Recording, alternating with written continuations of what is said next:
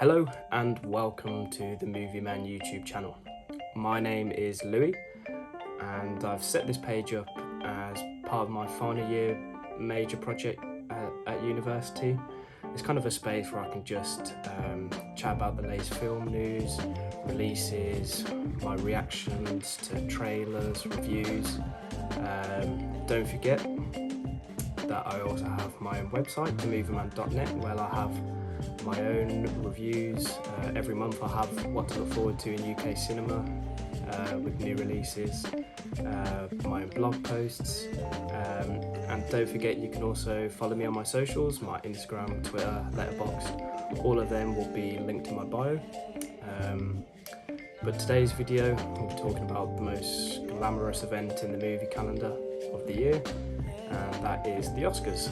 And it was the 95th Oscars yesterday, and just going to give my breakdown, quick run through of all the winners, and we'll see if I think the Academy made the right choice. So without further ado, this is my reaction to the 95th annual Oscars. Right, so the first award last night announced was Best Animated Feature, and the films up for this award was Del Toro's Pinocchio, Marcel the Shell with Shoes On, Puss in Boots: The Last Wish, The Sea Beast, and Turning Red. And the winner was, of course, Del Toro's Pinocchio. It was Del Toro's third Oscar win. I do think it was kind of inevitable. It's swept every other award ceremony it's been to. But I would have had no qualms about Puss in Boots winning that film. For me, it's a modern day animated masterpiece, but so is Del Toro's Pinocchio. But I think it was the influence from Spider-Man Into the Spider-Verse, kind of straying away from, as the director of Puss in Boots said, he felt more freedom to stray away from the generic computer-generated animation that we've seen from the previous Shrek and Puss in Boots films.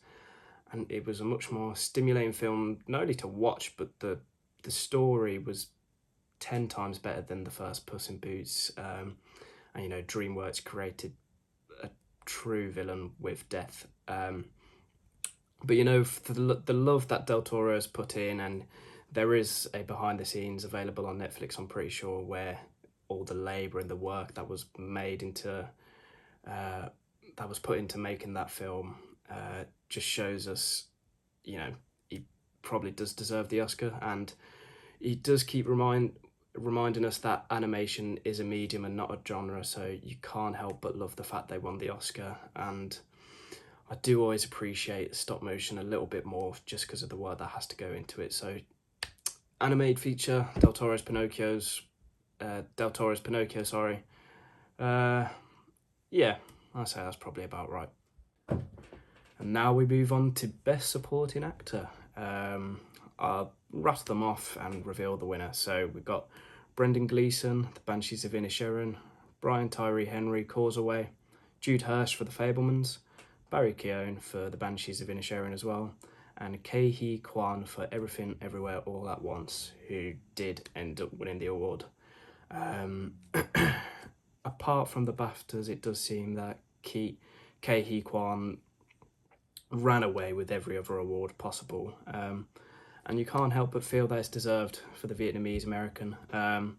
He worked with Harrison Ford as a child actor on The Temple of Doom, and he worked on The Goonies as well, but then kind of faded away, and he's admitted that he fell on hard times, and he worked as a stunt coordinator in a couple films, but he did kind of fall out of love with acting. But he said I think he was almost going bankrupt. I may be getting this wrong, but either losing his house or going bankrupt, and then he got a phone from the Daniels, the directors of Everything Everywhere All at Once, and everything's changed for him.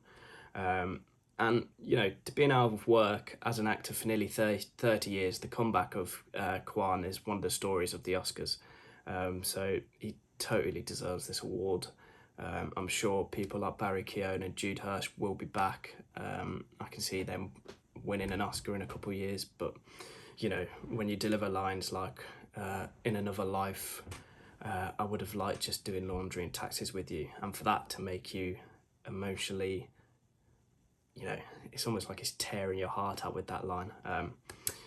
It emotionally destroyed us, and in a good way. But it was one of the main reasons Everything Everywhere All at Once was a success, was down to Kei Hee Kwan's brilliant performance. So yeah, well deserved. Best Supporting Actress.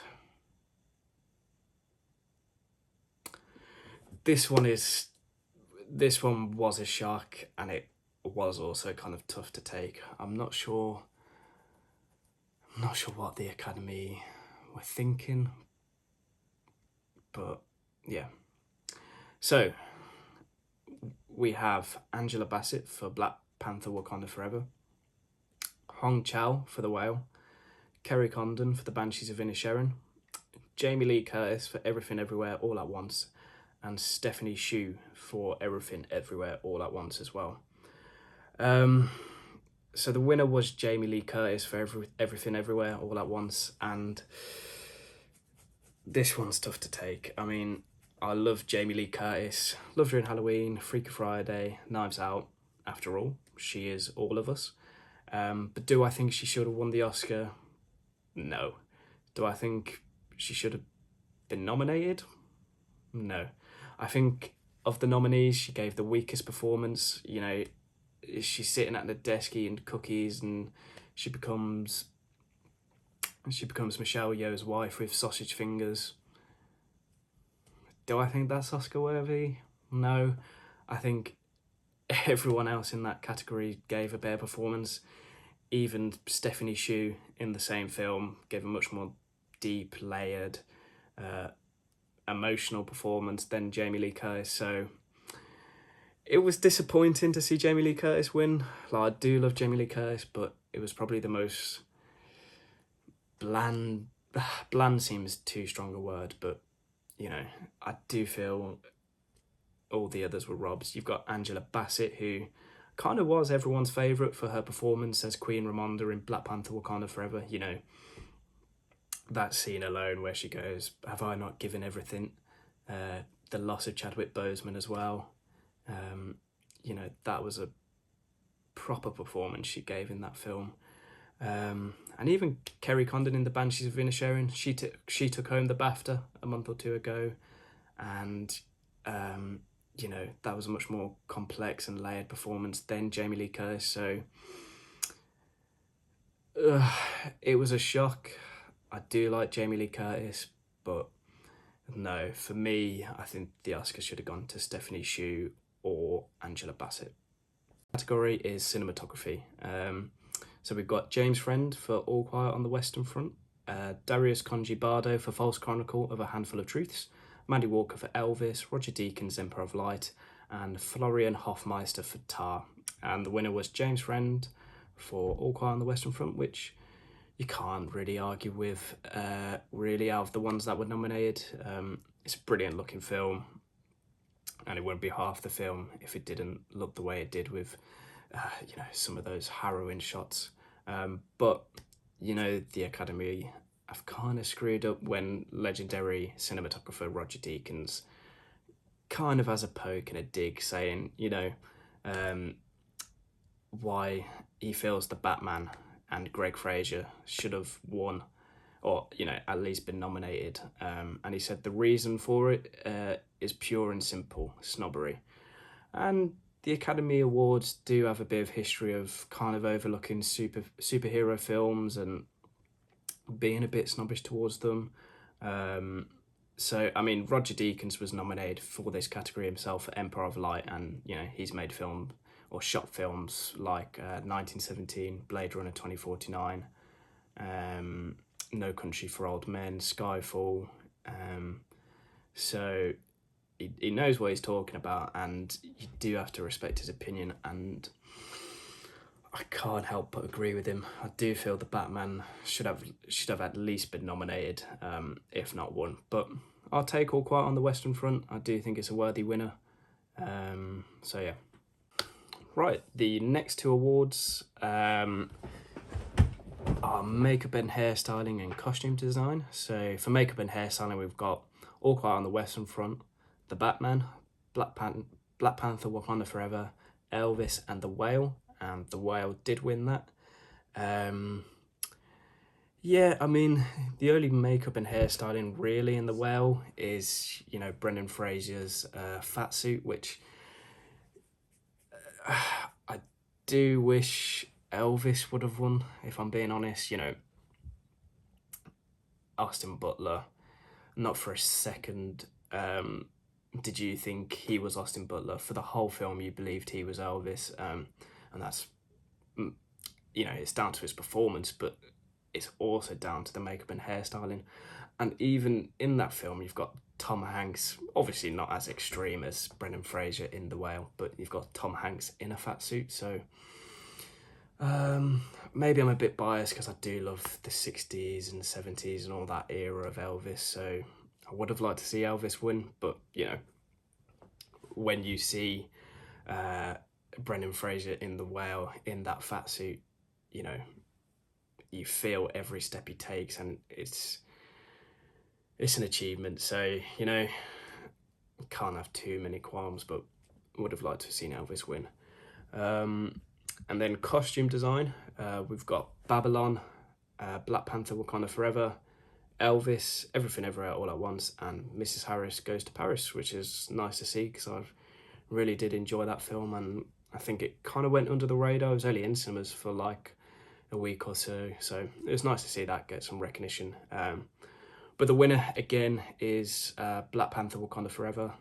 Obviously the first Black Panther won costume design when it came out in 2017, so it's kind of no real shock that it's took home the award again. And I mean, when you watch that film, you can see, forget the super suits and everything, when you see the African clothes and the tribes and what they're wearing, and you're not getting awarded for seeing Martin Freeman in a suit.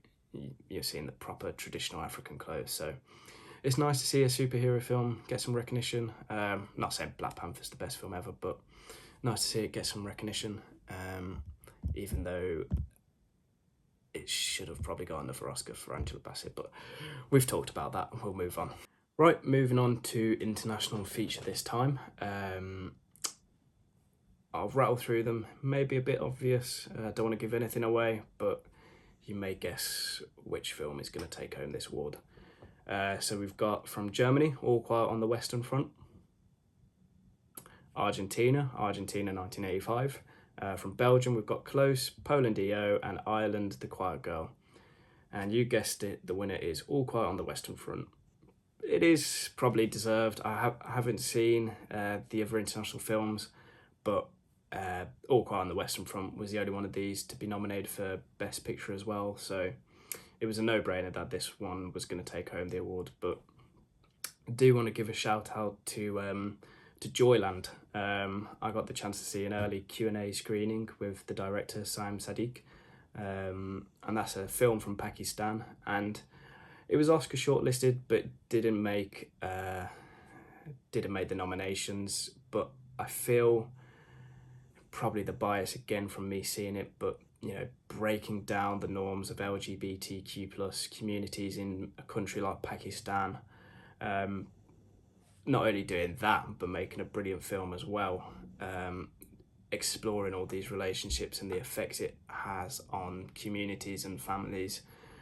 And even the way it was shot was just brilliant. So just shout out to Joyland. I feel like that maybe should have got a nomination, but All Quiet on the Western Front, worthy winners.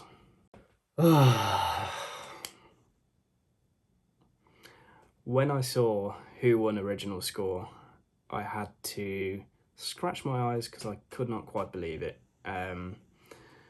So the nominations are Volker Bertelmann for All Quiet on the Western Front, Justin Hurwitz for Babylon, Carter Burwell for The Banshees of Inisherin, Son Lux, Everything Everywhere All at Once, and John Williams, The Fabelmans.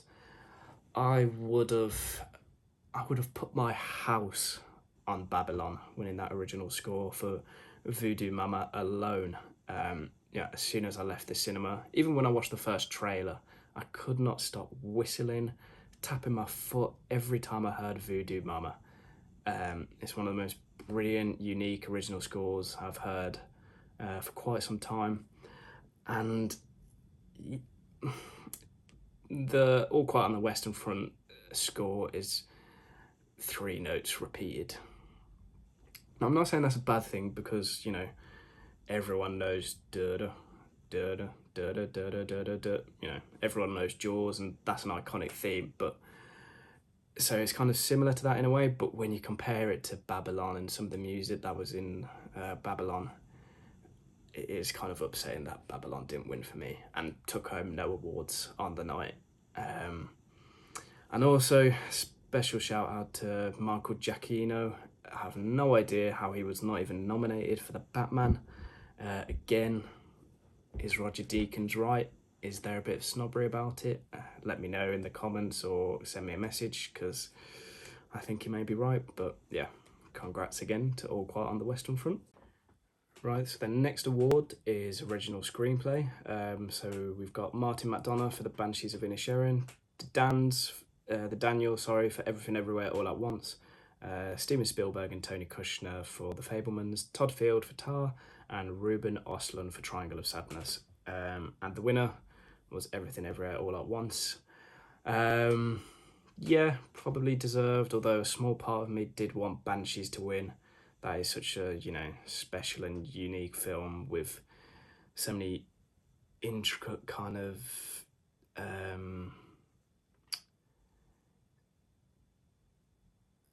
everything was done so subtly in Banshees of Inisherin, and it was so subtle but so well executed, so well written, you know, but yeah, Everything Everywhere probably did deserve to win, and it was my prediction to win as well. So okay, so next up is adapted screenplay. We've got Edward Berger, Ian Stokell and Leslie Patterson for All Quiet on the Western Front, Rian Johnson for Glass Onion, Knives Out Mystery. We've got Kazuo Ishiguro, apologies if I pronounce that incorrectly, for Living, Erin Kruger, Eric Warren, Singer, Christopher McQuarrie, Peter Craig and Justin Marks for Top Gun Maverick, and Sarah Polley for Women Talking, and the winner was Women Talking, which can't have too many complaints with. I would have liked for She Said to get a nomination, though. I'm surprised that didn't get a nomination. I don't know if the Academy are a bit, I don't know, a bit too scared maybe to nominate it. If you didn't know, that was a film dealing with all the Harvey Weinstein stuff, so yeah, I think that did get overlooked during this awards, but you know, Women Talking is a brilliant film, so I can't have too many complaints with that one. Sound is the next category now, and we have All Quiet on the Western Front again, Avatar, The Batman, Elvis and Top Gun Maverick, and the winner was Top Gun Maverick, and I fully agree with this one. I remember watching Top Gun for the first time in IMAX, and just, you know, you genuinely felt like you were on that plane with Tom Cruise. In a good way, it almost made me feel nauseous and sick because of this, you know, you feel every time he moves the jet, accelerates the jet, spins up and down. You know, that was just one hell of a ride for in IMAX. So yeah, I'm glad Top Gun won the award for that, and I'm glad they took home at least one Oscar, because it made over $1 billion worldwide, so it definitely deserved one Oscar at least, so I'm glad it won sound.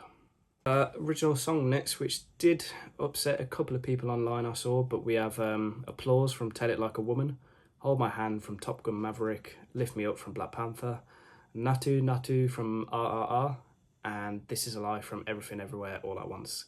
And the winner was Natu Natu from RRR, and like Lift Me Up and Hold My Hand, it was performed live at the Oscars last night, and you know, it did look like a good serotonin boost for everyone there. It is a brilliant song, there's no doubt in that. I saw a lot of people did want Rihanna to win for Black Panther. I'm gonna go with an unpopular opinion.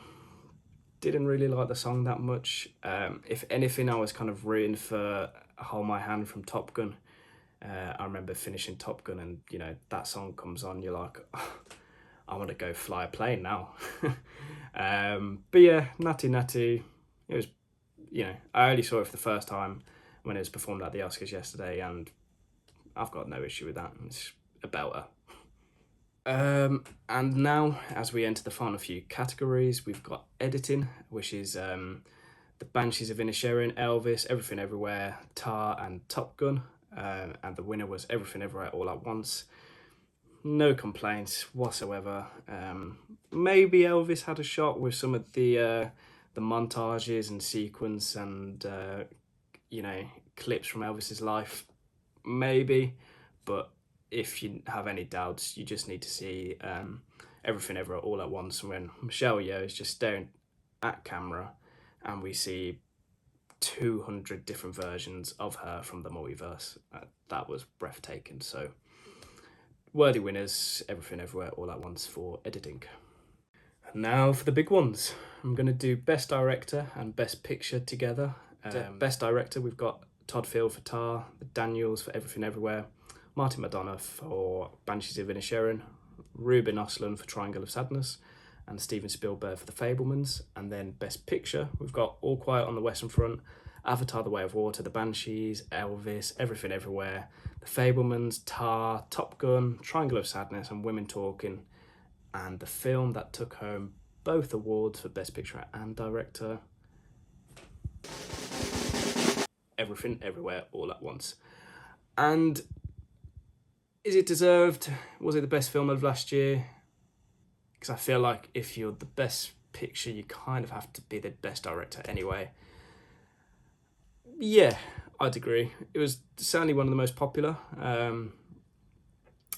Behind, probably only Avatar and Top Gun in terms of popularity. But I think Everything Everywhere somehow, touched with a lot of people in a way that Top Gun and Avatar probably couldn't. I mean, when have you ever seen a film where, I remember watching Everything Everywhere, where the scene of the two rocks, no music, no sound, just, script text, people laughing, people crying, and that was for like 5 minutes. So I think when you've achieved that as a filmmaker and as a film, yeah, you've completed it. So worthy winners in my eyes for Everything Everywhere All at Once. And now the two you've been waiting for, I presume. So for Best Actor, we had Austin Butler nominated for Elvis, Colin Farrell for The Banshees, Brendan Fraser for The Whale, Paul Mescal for Aftersun, and Bill Nighy for Living. Paul Mescal and Bill Nighy never really had a real chance of winning, but it was so nice to see them nominated because Living as a whole, I think, was a really underrated film, and especially here in the UK for Aftersun, it emotionally destroyed, I think, everyone who's ever seen that film. And Paul Mescal to go from normal people to a film like Aftersun, it shows his range, shows his ability as an actor. He's going from normal people to Aftersun to Gladiator 2, which I'm really looking forward to. So he's got big things coming. I'm sure he'll be back for Best Actor, but they were never really in the equation. But my prediction before the Oscars was that it was going to be Austin Butler, and I kind of did want Austin Butler to win. I know that's a bit of an unpopular opinion, but Brendan Fraser won for The Whale. And is the film as good as Brendan Fraser? No, but is Brendan Fraser amazing in that film? Absolutely. You feel every step he takes, every breath he takes. Even when he's on an eating rampage, you feel so much empathy and sadness that someone's got to that stage, but then, in their last week to live, they want to change everything. So the humanity he showed in that role was really special. So I can see how he's won it, and, his comeback and everything as well included. But then, you've got Austin Butler, who lost himself for 3 years as Elvis. And, not for a second did you think you were watching Austin Butler. I can see why the Academy kind of maybe didn't vote for Austin Butler, because I think it's 7 of the last 10 Best Actor awards have gone to someone that's played their role in a biopic. And I can see maybe a bit of fatigue from that, from especially the public. You know, you've got Will Smith, who was in King Richard, Eddie Redmayne, Theory of Everything, Rami Malek for Bohemian Rhapsody. They're just a couple. So big congrats to Brendan Fraser. I am really happy he's won, even though I said kind of wanted Austin Butler to win. But yeah, Best Actor goes to Brendan Fraser. And now we have Best Actress, and this one did make me happy. So we've got Cate Blanchett for Tar, Ana de Armas for Blonde, Andrea Riseborough for To Leslie, Michelle Williams for The Fabelmans, and Michelle Yeoh for Everything Everywhere All at Once. And the winner was Michelle Yeoh. Really happy about that. She really deserved it. She made that film. Not only her emotional range, but, you know, her stunts, her fight scenes. You know, who would have thought Michelle Yeoh putting a googly eye on her forehead would be as powerful as it was? But it was. You know, Cate Blanchett was probably her only real competition. She's the only other actress that's kind of been winning these awards. She is amazing in Tar. I wasn't a fan of the film, though. So I didn't really love her performance as much as I love Michelle Yeoh. And plus, Cate Blanchett's got her Oscars. Michelle Yeoh is only the second woman of colour ever to win a Best Actress award, so that makes it even more better. But yeah, really happy Michelle Yeoh won, and it was a great sweep for Everything Everywhere All at Once at the Oscars. So, like that, the Oscars are over, and Everything Everywhere All at Once took home the most awards on the night with 7 Academy Awards, and there were no wins, remarkably, for films like The Fabelmans, Babylon, or The Banshees of Inisherin, which were hotly tipped to get at least 1 Oscar. So, do you think the Academy made the right choices? Let me know in the comments below or on my socials. But yeah, thanks for watching my first video, and I hope to see you on the next one.